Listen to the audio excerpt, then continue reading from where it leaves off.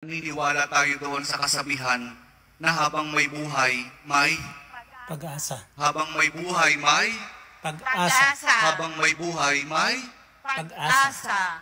pagsubok. Dahil tayo katiwala ng Diyos, binibigyan din niya tayo ng iba't ibang klase ng pagsubok. Kaya po doon sa pagsubok na yon, saka pa lang natin mauunawaan na talagang ang ating buhay ay mayroong, habang may buhay, mayroong, Pag-asa. habang may buhay, may Pag-asa. pagbangon. Huwag niyong hayaan na kapag meron kayong pinagdaraan ng pagsubok, ay hindi kayo babangon. Kailangan meron tayong pagsumikap na pagtsatsagaan natin yung ating mga pagsubok na pinagdaraanan. At kapag mayroong pagsubok at mayroong pagbangon, saka pa lang natin mauunawaan na talagang ang ating buhay na habang may buhay, may Pag-asa. habang may buhay, may Pag-asa. pag-ibig.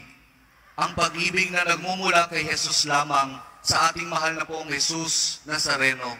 Dahil doon, kapag naunawaan natin itong mga bagay na ito, na habang may buhay, may pagsubok, may pagbangon at may pag-ibig na nagmumula lamang kay Jesus, saka pa lang natin mauunawaan at matatanggap na talagang habang may buhay, may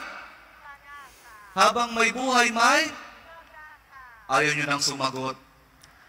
Pag-asa, sapagkat hindi po tayo ipapahiya ng pag-asa na nagmumula sa ating mahal na pong Jesus Nazareno. Amen?